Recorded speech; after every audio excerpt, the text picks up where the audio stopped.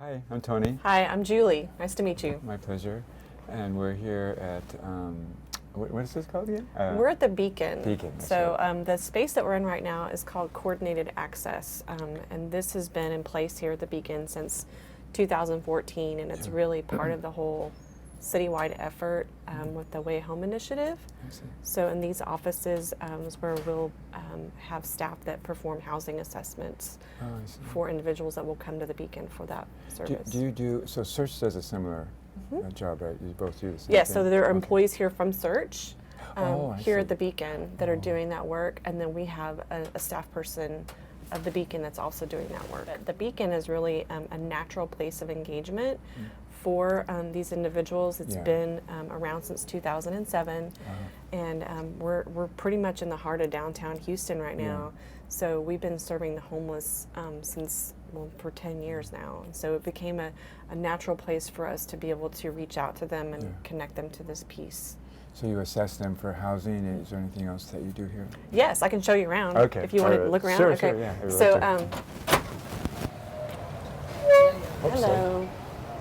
This is our courtyard, but it leads to other services within. really? Thank you. This is called the John S. Dunn Center. Oh. This big building, nice and building. we have other partner agencies that we work with here. Yeah. But this courtyard's kind of like the access point for all of those different services. Yeah. There's a clinic here. This is run by Healthcare for the Homeless. It has wonderful. doctors and nurses here pretty much all week long, and there's exam rooms, and they provide psychiatric care, as well as there's an access to a pharmacy here. That's real important for many of our clients that come to see us. So Wow. separate organization, but definitely something that fits within our model of being able to provide these kinds of things on a holistic level. Yeah. This is another agency called Compass, and they provide things that we don't provide at the Beacon. They have mail privileges, so if clients want to have their mail sent here, they can have that. That's important. And then I think gold cards, they provide access to gold cards. card. I think the gentleman that was just assessed was told to come to Compass for a gold card, so that's something that they do. Hi. And then this last door is where we have our Beacon Day Center. And again, this has been something that's been around for 10 years. It opened its doors in January of 2007.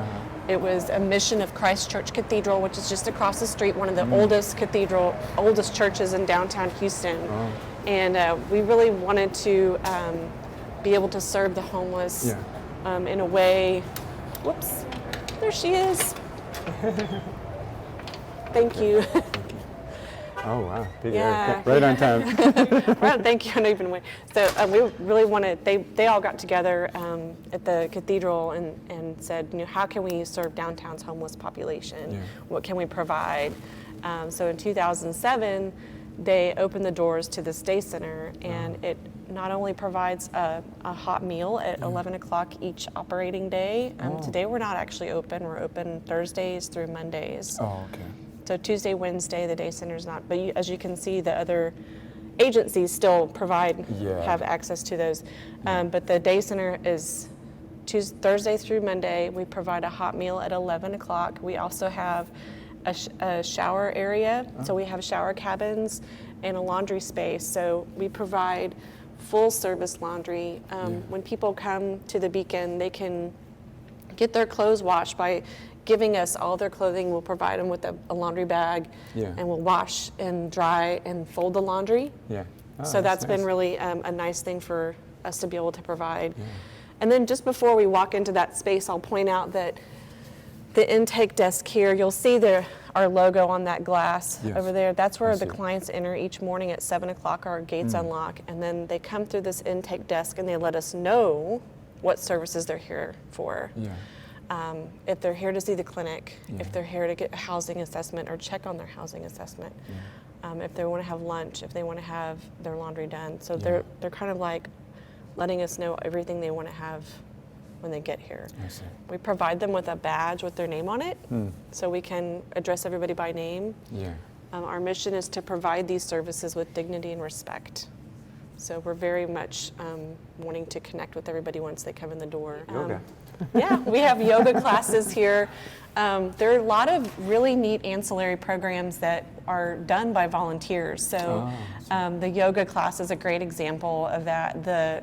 We also have an art class that we have on Saturdays, and then we have Bible study that is done as well. So lots of good things for our clients to engage in. Yeah. So this is our laundry area. Oh. Oh yeah. Wow. Yeah, so this is primarily, I also would note that the day center is primarily run by volunteers. So we have staff members here. We'll have one staff person in the laundry, one in the kitchen, and one at intake. But for the most part, the rest of the people that are running this operation are volunteers, and that's really what makes this place run. How are you funded? We are funded by foundations, individuals, churches. Wow. So our operating Mostly private. Private funding. Yeah. We have a few small government grants, but really the funding comes from individuals who want to, and foundations who want to support our mission. This year's budget is $2.3 million.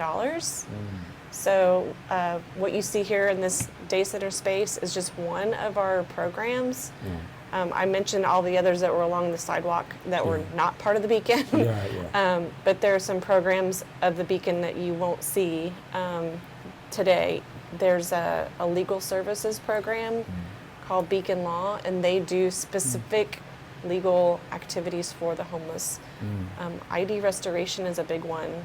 Yes, I can vouch for that. So about half of their work is making sure that individuals can get their ID back. They also take care of any kind of tickets that are outstanding. They can help with that. And those small barriers really help. You sound like you've had experience. I'm facing a $545 ticket for encroachment, which is sleeping on the sidewalk. I mean, how am I going to pay that? It's outrageous. Yeah. Case in point. So they would be able to, like someone like yourself, kind of get you past that ticket. And they see a lot of clients when they have intake on Mondays and Fridays here. They probably see 24 people a day. I bet. Very, very busy. And they have a space that's specific for intake for them. So you'll see our shower cabins. These are provided to the clients, private shower time, 12 minutes each time. It's nice to have private ones. Yeah, private showers. We don't have that in San Diego. We have about 6 guys shoved in a hole like that. Yeah, it's been really nice and very much utilized. Again, when they come in, they'll let us know, what services they want, and that way we can kind of gauge. Okay, we have this many, we can take 125 people pretty much every day for these services. But the day center sees about 300 people on average a day. 300. So it stays very busy.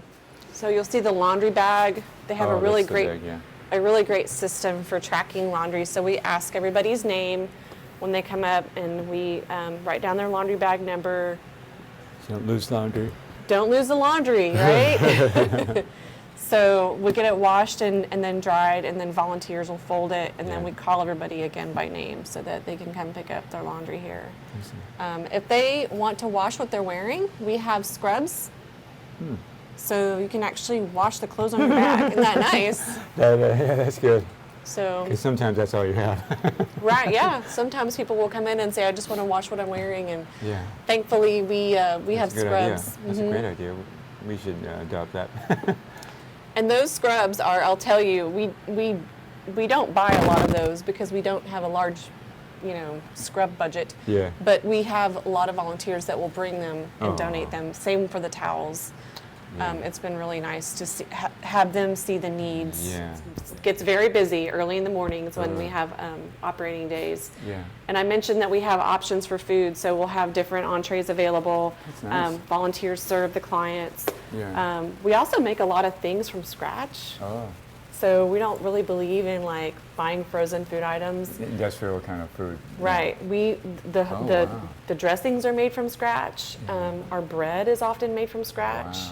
So that not only helps with flavor and nutrition, but it keeps costs down. Yeah. And then our volunteers have become like mini chefs. They're like, they come in and they've learned how to butcher and make dressing. And it's kind of gratifying for them. Yeah, and it's a just learn small new thing, but it skills. conveys the caring that you have.